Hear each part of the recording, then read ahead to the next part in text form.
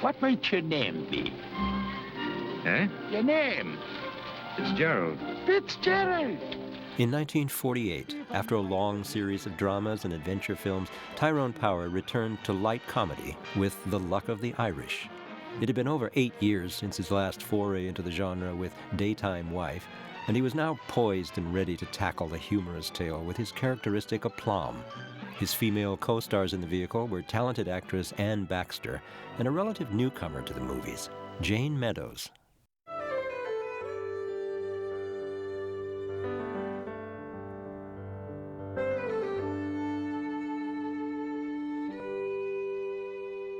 I did the movie with Ty. I don't remember the year, Luck of the Irish. 1948. I should have known because that's when I first got married to my first husband. Believe it or not, I had never really cared about being in the movies. I wanted to be on the stage. And I told Pandro Berman when he offered me a contract at MGM, I said, I'll sign with you if you get me a date with Clark Gable. And I never, ever met him. I'm going to have that drink. Good. But the two that I would sign to go to Hollywood would be Tyrone Power and Clark Gable. You think of everything, don't you? Mm-hmm. Tyrone Power was romantic. That's the word. He was a romantic star. What else? This. When I worked with him, I liked to have a good actor, like a good tennis player. And I didn't think that, he would be like the others. He was just as good as the others. But he was too gorgeous. You can be too handsome, you can be too beautiful. But he was a good actor. You could feel secure with him. Meadows and Power went on location for one of the climactic scenes in the film, and while they were shooting, he was keen to observe everyone on the set.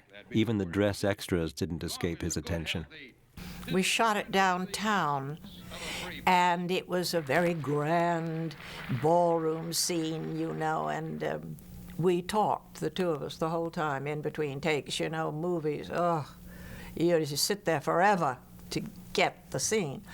And I'll never forget, he would say, see that guy over there, the old man, the tall one with the gray hair? And I would say, yes. He said, he was a big star once, very big star.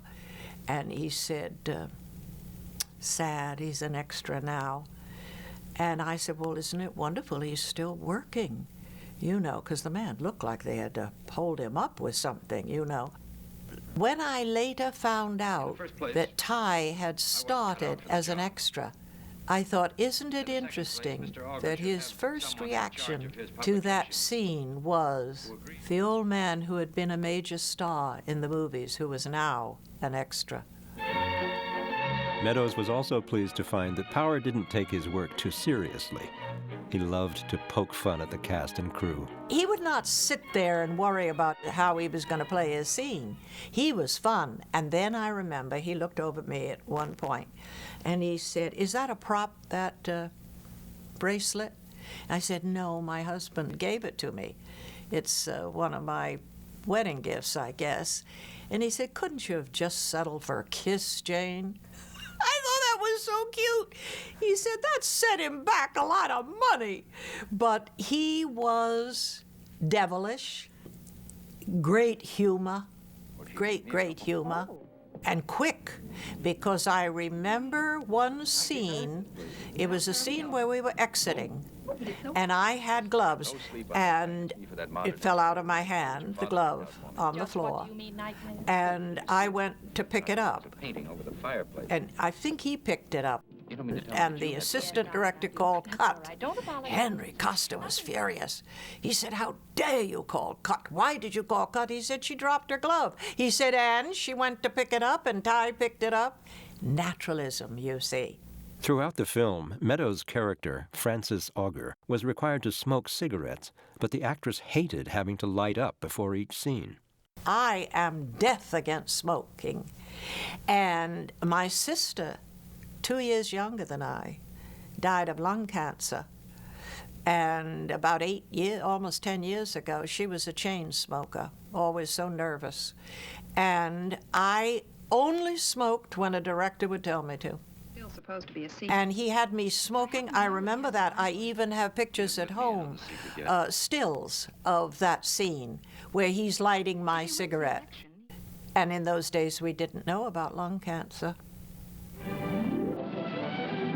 Audiences flocked to see the film upon its initial release in September of 1948, and reviewers too were drawn to the simple story of an American reporter who is convinced he's met a real leprechaun outside the small Irish village of Ballynabum. One famous critic even speculated that Power should have chosen Meadows over Anne Baxter at the end of the film. You remember Bosley Crowther, who was the big critic in America? He said the only thing wrong with Luck of the Irish is that he should have married Jane Meadows. No, I haven't. And they had that cute love scene and everything. I guess he liked it. You go with the job? If you want me, Fitz. Some cigars here. Oh, excuse me. Well, here they are, Senator. Jane and Tyrone remained good friends after shooting finished on Luck of the Irish. In fact, the following year, his film Prince of Foxes was penned by her then husband, Milton Crims, so she traveled to Rome with Ty and his fiancée, Linda Christian, for the shoot.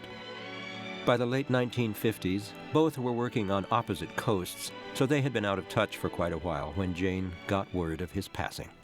And I can remember the very night, I don't know who told me, but it was like somebody just said, isn't it tragic about Tyrone Power? And I said, what? And they said, well, he died. I said, oh, God, no. How? Why? And it was a heart attack, as I remember, a massive heart attack. To me, he was always too young, too handsome, too energetic, too alive. I never was as close to any of the stars that I played opposite that I was with Ty. The pale moon was rising above the green mountain. The sun was declining beneath the blue sea. As I strayed with my love to the pure crystal fountain that stands in the beautiful vale of Troy.